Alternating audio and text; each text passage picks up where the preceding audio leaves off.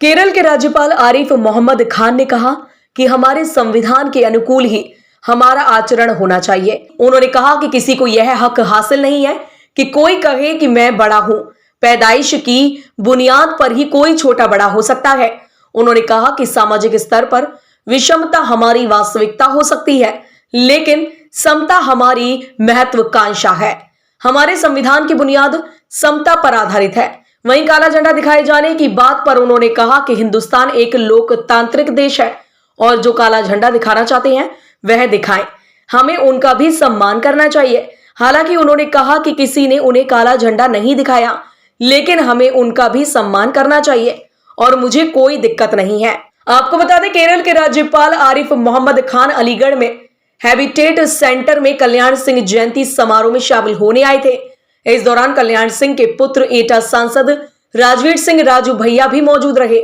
वहीं इस दौरान अपने संबोधन में केरल के राज्यपाल ने कहा कि सर सैयद अहमद खान ने कहा था कि तरबियत की कमी की वजह से मिलजुल कर भाईचारा मोहब्बत के साथ कैसे रहा जाता है वह भूल गए।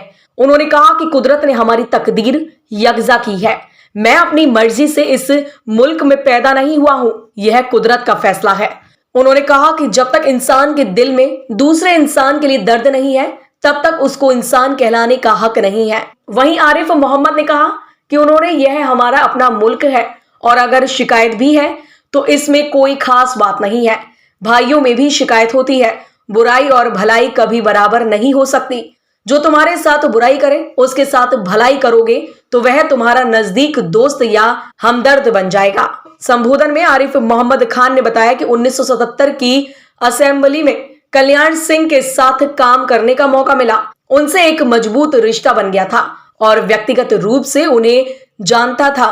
उन्होंने कहा कि हमारे मुल्क सामाजिक आर्थिक विषमता रही है, यह राष्ट्रीय जीवन की वास्तविकता है और हमारी महत्वाकांक्षा है कि इसे दूर करेंगे और समता मूलक समाज बनाएं। उन्होंने कहा कि कल्याण सिंह को एक नेता के रूप में देखते, जिन्होंने विषमता को खत्म करने के लिए उनके नेतृत्व को प्रेरणादायक मानते थे।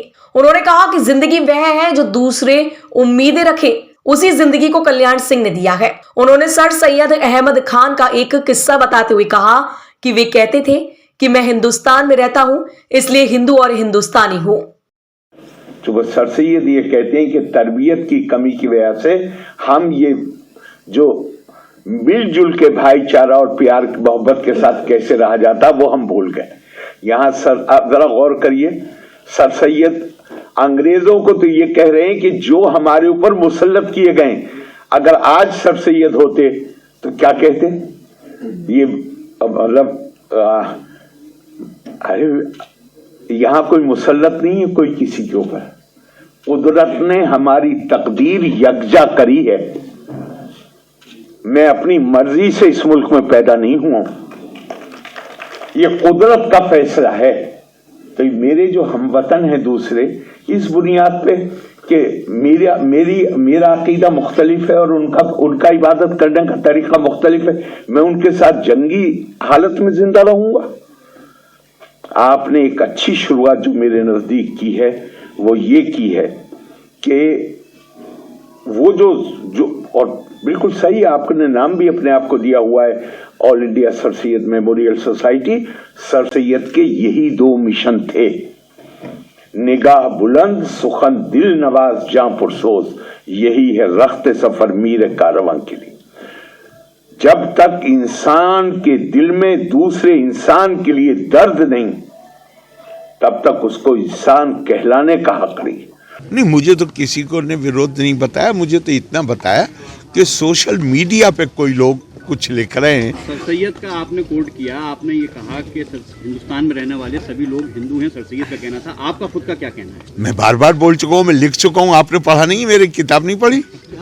क्या यही लिख चुका हूँ मैं कि भाई मैंने, बल्कि एक और भी मैंने कहा था कि भाई जब हमने बहुत सारी चीज़ों को कंफ्यूज कर दिया है। जैसे मिसाल के तौर पे मैंने कोई बाहर से आए हुए स्कॉलर थे, मैंने उनसे पूछा, पाकिस्तान के थे, मैंने उनसे पूछा, मैं क्या भाई आपकी नेशनलिटी क्या है? मेरी नेशनलिटी आप इस्लाम बताते हो, आपकी खुद की नेशनलिटी क्या है? भैया दुनिया में सऊदी नेशनलिटी है, मिस्री नेशनलिटी है, इंडियन की इंडियन नेशनलिटी होगी। इंडियन को हिंदी में क्या कहेंगे? हिंदी कहेंगे। तो सर सैयद ये कहते थे कि इसको रिलीजियस टर्म के तौर पे इस्तेमाल मत करो, इसको राष्ट्रीय टर्म के तौर पे इस्तेमाल। मोहन भागवत जी ने ये कहा कि हिंदुस्तान में रहने वाले मुसलमानों को किसी तरह का कोई खतरा नहीं, उनको अपनी सुप्रीमेसी बालादस्ती छोड़नी होगी। तो क्या कहना चाहिए? आप क्या समझते हैं, क्या कहना चाहिए? उनका कहने का मकसद है कि हिंदुस्तान के अंत के मुसलमान अपनी 800 साल तारीख को भूल जाएं। आप क्या कहते हैं? मतलब 800, इसका मतलब ये हुआ कि तारीख को कोई, तारीख तो अंग्रेजी में एक कोट है कि खुदा का इख्तियार हर चीज़ पे, लेकिन खुदा भी तारीख को बदलता नहीं है। तारीख अपने आप में एक अलग चीज़ है। आज के दौर में मेरी सोच क्या होना चाहिए, वो उस तारीख मैंने अभी भी कहा यहाँ। भागवत जी के बयान से आप कितना इत्तेफाक करते हैं? मैं कह रहा हूँ भगवत जी का वो मतलब नहीं है जो आप बता रहे हैं। भगवत जी का मतलब है कि आज जो हमारा संविधान है, हमारा आचरण उसके अनुकूल होना चाहिए। जहाँ पे किसी को यह हक, इतनी देर तो मैं बोला हूँ कि जहाँ पे किसी को यह हक हासिल नहीं है कि कोई ये कहे कि मैं बड़ा हूँ पैदाइश की बुनियाद पे, और पैदाइश की बुनियाद पे कोई और छोटा है। इतनी देर तो मैंने यही बात करी, और क्या बात करी है? विषमताएं हमारी वास्तविकता हो सकती हैं सामाजिक स्तर पे, लेकिन समता हमारी महत्वाकांक्षा है। और हमारे संविधान का की बुनियादी बेसिक जो पिलर्स हैं उसमें है समता।